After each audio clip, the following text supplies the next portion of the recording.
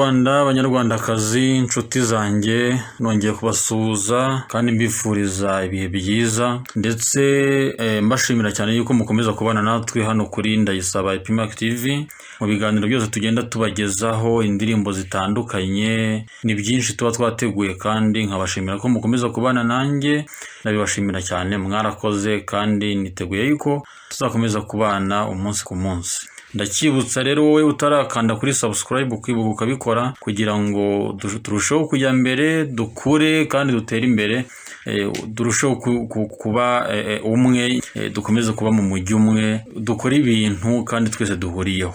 Uyu munsi rero nkuko dukunda kwibaza byinshi, nagira ngo tuganire ku kintu kijyanye n'impfu ziterwa no kwiyahura. Niba mujya mukurikira amaradiyo, musoma ibinyamakuru bitandukanye, mwumva uburyo muri iyi minsi hari impfu zikabije ziterwa no kwiyahura. Ukumva ngo kanaka yiyahuye, ukumva ngo kanaka yarabanye n'umugabo we ngo yiyahuye, umuntu kanaka yarakira umusore none ngo yiyahuye, abantu bagiranye ibibazo, bagirana amakimbirane, bigeza umwe kanaka bimuremerera, kumva kuba ku isi hari bigeze aho bimurambiye akajya afata umwanzuro wo kwiyahura. Ni ikibazo kiremereye cyane, kireba njyewe, kireba wowe, kireba wowe wese, ngo turebe nibura hari inama twatanga, niba ari icyabasha gukoreka nibura bino bintu bigashira cyangwa se bikagabanuka, kuko aho bigeze birakabije. Niyo mpamvu twahaguruka ukabigira ibyawe, nanjye nkabigira ibyanjye, ngo turebe niba ari icyo twakora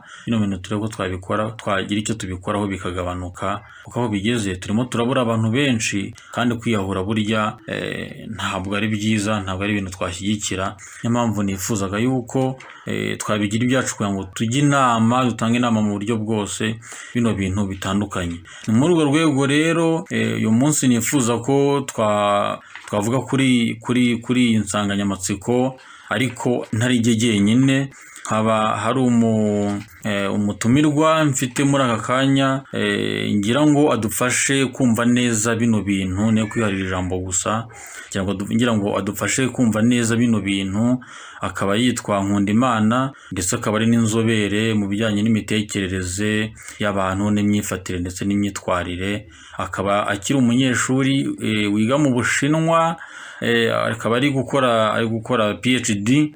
Urumva ni urwego rusa naho ruha umuntu mu buryo buhagije gutekereza neza no gusobanukirwa ibintu, ku buryo position nawe arimo ashobora kugira byinshi yatwungura muri uyu mwanya, no kugira byinshi twakunguka ku bijyanye n'iki kibazo cy'abantu bari gupfa cyane kandi biyahuye, nyamara tubona twebwe atari byiza. Yaduha inama, yatwunganira mu gusobanukirwa ikibitera no gutanga inama z'uburyo abantu bakwifata mu gihe babona ko hari gushaka kugerageza kwiyahura. Umutumirwa rero turi kumwe akanya, ndagira ngo muhe ikaze, abanza baramutse, hanyuma ahita anakomerezaho atubwire uko abona ibintu, impamvu ibitera ndetse n'inama yatanga. Umwanya nawe mutumirwa. Murakoze cyane. Nishimiye nanjye kubana namwe no kujyana ikiganiro namwe ku iyo nsanganyamatsiko ijyanye no kwiyahura. Kwiyahura nk'uko abantu benshi babizi, ni igikorwa cyo kwiyambura ubuzima. Umuntu akagera kumva ibyo kubaho, niba ariko nabivuga, ibyo kubaho ntabwo agikeneye kubaho, igihe yumva agiye kuva mu buzima. Ni igikorwa cyabayeho kuva na kera, mu myaka ya kera, ntabwo ari igikorwa kije ubu ngubu. Iyo urebye mu nyandiko nyinshi, zaba n'izo kuvuga bagira ikiba kera, kwiyahura byabagaho. Rero iyo habayeho kwiyahura, ntabwo aba ari umwihariko wa sosiyete runaka, bigera mu masosiyete yose n'iyacirimo. Nk'uko yabivugaga rero, natwe iwacu mu muryango nyarwanda bikunze kubaho. Twumva batangaje ngo runaka yiyahuye, cyangwa ngo hari uwabonye bikeka ko yiyahuye yimanitse. Tubivuga mu mvugo nyinshi, kwimanika, kwiyahura, tubivuga bigiye bifite imvugo nyinshi, ariko byose bikajyana ku icyo gikorwa cyo kwiyima ubuzima. Ibyo rero ni ibintu byagiye bivugwaho n'abashakashatsi batandukanye, n'amasiyansi menshi umuntu agenda abyerekana. iyo umuntu ubundi bigenda bite kugira umuntu agire ubwo atekereza kwiyima ubuzima cyangwa kwiyambura ubuzima nta ubumwambuye yari abufite. no kwiyambura ubuzima. Yes, rero ni ibintu akenshi bigoye kwemeza ko ari ikintu kiziraho. Ngiye nkabyuka mu gitondo saa sita nkavuga nti okay, ndumva ntagikeneye kubaho, reka ni nkoresha uburyo bwose bushobotse mve kuri iyi si. Ntabwo ariko bigenda. Akenshi abashakashatsi bakunda kubivugaho mu buryo butandukanye. Nta muntu ubyuka aka kanya ngo ejo cyangwa uyu mwanya yumve ahise ko atekereza ko agombye kwiyahura. Ni ibintu rero bifite intambwe bigenda bitera kugeza igihe umuntu abigezeho. Bakunda kubigabanya mu byiciro bigera nko ndagerageza kubishyira nko mu byiciro bigera nko muri bitatu. Hari igihe gisanzwe, iyo turi mu gihe gisanzwe uko turiho tubayeho nta kibazo, byo mu gifaransa bita état d'équilibre, nta kibazo umuntu afite, yumva ubuzima bwe buri aho bumeze neza, akeneye ndetse no kubwitaho no kububika nka nyirabwo no kububungabunga. Icyo gihe iyo umuntu rwose mu buzima busanzwe nta kibazo afite bimeze gutyo neza, tuba tubyita état d'équilibre. Ni ukuvuga ngo we ari muri équilibre, araringaniye, sinzi nimba yumva afite imbaraga, yumva ameze neza, yego, nta kibazo afite. Ni mw'iyo sanse mu buryo bwe bwo kubaho, byaba mu buzima bwo mu mutwe wenda n'ubuzima busanzwe bw'umubiri, arahagaze, aremye. Noneho uko tugenda mu buzima dushobora noneho kugenda tugahura n'ibindi bintu bishobora kudukurira kumva ko ya équilibre yatakaye. Ni igihe twita état de vulnérabilité. Wageze igihe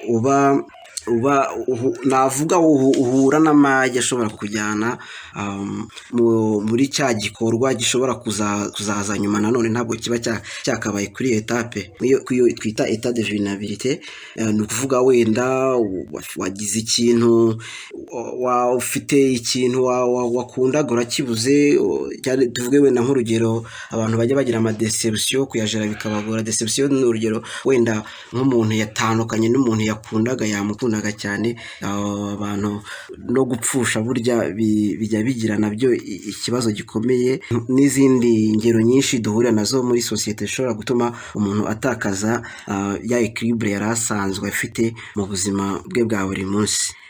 Iyo rero bivuye kw'icyo gihe ndihuta tugera ku cyo bita état de crise. Noneho wagize crise ku buryo ya vulnerabilité kuyikontrola byakunaniye, ntabwo wagize icyo twita resilience, kubasha kurenga ikintu cyari kikugoye kubaho, cyari kikugoye kugira ngo ukomeze ubeho ubuzima bwari busanzwe bwawe buri normal. Urabirenze, ugeze ku cyo bita état de crise. Iyo ugeze kuri état de crise rero ni hahandi utangira kugira ibyo bita les idées suicidaires, ugatangira kugira ibitekerezo byinshi byo kwiyahura. Ubundi bavuga ko nyine ubu mu gihe kiri désorganisé, ntabwo buri tayari, uba usa nk'uwajagaraye. Urajagarara, utangira kubitekerezaho, ugatangira gutekereza cyane uko byakagenze. Niho usanga rero umuntu wa muntu watekereza kwiyahura, hari igihe atangira no gutekereza uko azabikora. Nzabikora nte, nzabikorera hehe, nzabikora ryari. Ingero nyinshi z'abiyahura, hari abiyica bimanitse, hari abiyahura banyweye ibintu bihita bibambura ubuzima.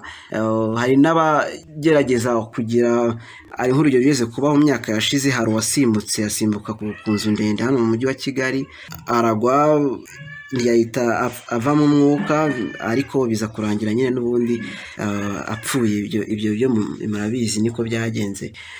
Nuko rero ibyo bintu rero byose byo kugira icyo gihe cyose umuntu akava kuri équilibre akajya muri vulnérabilité akazagera kuri état de crise, burya kenshi hari n'igihe aba yatanze ubutumwa, aba yahaye abamwegereye cyangwa inshuti ze cyangwa abamwisanzuraho ubutumwa. Akenshi aba yabutanze. Ubwo ndagera ku by'inama byo kumenya uburyo tubikumira, tubireba hakiri kare.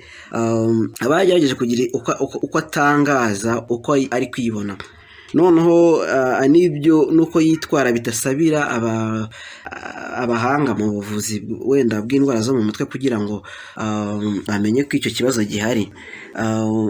Akenshi ingero ni nyinshi, hari n'igihe ashobora kubacira imigani atarasanzwe aca. Ushobora gusanga umuntu yariguze, yarageze mu gihe twavuga cya depression, ariko atari na depression ditu, ariko ukabona imyitwarire yarahindutse. Ugasanga aravugira mu migani, ari nk'imigani akenshi ibisa nk'iganisha mu kuzakora icyo gikorwa. Nk'umuntu akakubwira ati nyamara nzababisa, nyamara nzigendera, nyamara mbona mwagira amahoro ndahari. Bafite ubutumwa bwinshi bakomeza gutanga. Muri cya gihe barimo baragera muri état de crise, bwa butumwa yatangaga buriyongera, bwaba ubwo kuvuga, bwaba n'ubwo kutavuga, ariko bugaragaza ko umuntu atakiri uko yahoze, uko twari dusanzwe tumuzi. Akenshi nanone bitewe n'uburyo umuntu ateye, hari umuntu ushobora guhisha ibintu bye, wa mugani ntagire umenya icyo ari gutegura, ariko ingero zirahari nyinshi. Ubushakashatsi bwakunze kubyerekana ko atabura nibura uwo ka message, nubwo kagora akenshi kumva ko ako ka message kari kwerekana ko umuntu ageze mu bihe bibi, ageze mu bihe bikenewe akenshi kuganirizwa. Nova rero iyo umuntu yageze muri iki gihe, ikintu gishobora kumufasha kurusha ibindi nicyo nakita sociale, social support. Ni ukwegerwa n'abamwegereye, kubabwa hafi.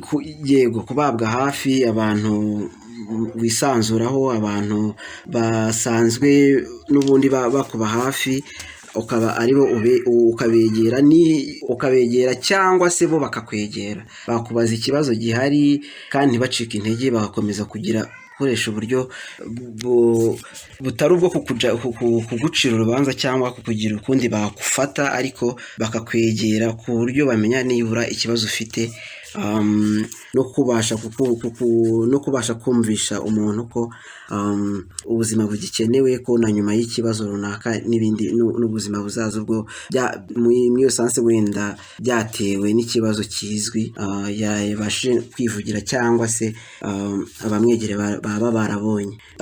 Rero ibitera kwiyahura ntabwo wahita kuhamya ngo iki ngiki gitera kwiyahura, ariko hari risk factors, ni ibintu bishobora nko kugira uruhare mu kuba umuntu yazaba vulnerable yo kwiyahura, cyangwa yazagerwaho n'izo ngaruka zo kuziyahura. Sinzi nimba mbivuze neza, ariko ni muri iyo sanse. Rero harimo byinshi. Hari abashakashatsi bamwe bavuga ko bishobora kuva mu mirage y'imiryango. Ibyo ngibyo byo bijya binagaragara n'iwacu, bafite uburyo tubyumva mu muco wacu. Wabonaga nyine ngo iyo umuntu niba yiyahuye ngo baraza gukubita umurambo. Ibyo ntabwo mbishyigikiye, ariko barabikoraga kugira ngo urupfu ngo rutazakomeza kwirukanka mu muryango, kugira ngo abantu nabo ngo bajye biyahura, ngo n'abasize baziyahure. Ibyo niko numva mu myumvire y'umuco wacu babitekerezaga. Hari rero abashakashatsi bamwe bavuga bati okay, niba umuntu yaragize abantu bagize ibibazo byo kwiyahura, nawe igihe runaka ashobora kuziyahura. Bakayerekana imibare uko byagiye bigenda, bakavuga ko iyo yaba antecedent yabyo. Nimba hari umuntu wo hafi y'iwanyu wigeze kwiyahura, nawe bikazakugeraho. Hari ibintu byo mu miryango, ndavuga cyane imibereho yo mu miryango. Niba uko abantu babanye mu miryango, yaba umugore n'umugabo n'abana, imibanire yabo, ibitera amakimbirane mu miryango, imiryango irimo abantu basaritswe n'ibiyobyabwenge, ufata inzoga nyinshi, mbese bya bintu byongera amakimbirane, nabyo bikongera ukwiheba no gutangira gutekereza ku kuziyahura k'umwe mu bagize uwo muryango. Yaba umugore wenda ufite umugabo ufata ibyo ubayeho atyo, yaba umugabo nawe wenda ufite umugore ubayeho atyo, cyangwa bose ariko babayeho, noneho rero cyangwa rero abana nabo bafite ababyeyi bombi cyangwa umwe ushobora kuba witwara gutyo, akaba yaba arenga, niba navuga kurenza urugero rw'uko atwara ibyo bintu, ingaruka bizigera ku bana birumvikana. Bishobora nyine nabyo kubongerera cya kintu cyo kumva ko nta n'icyo bari kumara ku isi, bikabatera icyo bita stigma, ukajya wumva ufite ipfunwe ry'uko ubona abawe nabo nuko bazagira uko sosiyete babona, ukibara kuko bari kukubona nkabo, bikazamura ya etat de vulnerabilité yawe, bikakujyana muri crise, bikazarangira utangiye kuba désorganisé, utekereza ku byo kuziyahura. Harimo rero n'ibindi byinshi, kimwe nk'abantu bashobora kuba barigize bagira nabo indwara zo mu mutwe, nabo imibare yerekana ko kuba muri ba bantu nabo bashobora bazagera kuri etape ya vulnerabilité yo kuzaba mu mubare w'abashobora kugirwaho ingaruka cyangwa se bashobora kwiyahura. Ibishobora kubitera ni byinshi, akenshi twareba muri sosiyete tubayemo, ariko ikibazo si twatinda kubibitera, ahubwo turebe uburyo twakomeza kubungabunga umuryango wacu, umuryango nyarwanda, turebye kw'ibyo twavugaga bishobora kuzamura bishobora gutera abantu bakaba bagera muri ibyo bihe byo kumva ko bakiyambura ubuzima.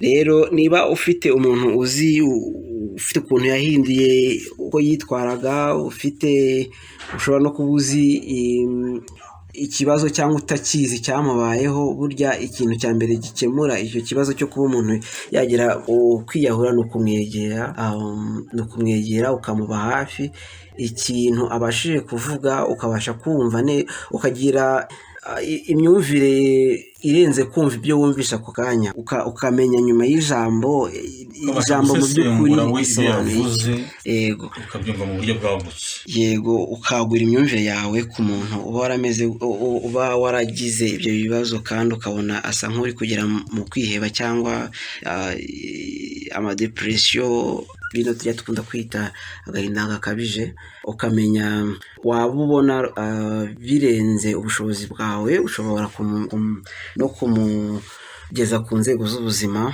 Barahari benshi bashobora kuba bamufasha. Ndumva aricyo naba mvuze ko ibyo bibazo nyine bigendanye no kwiyahura.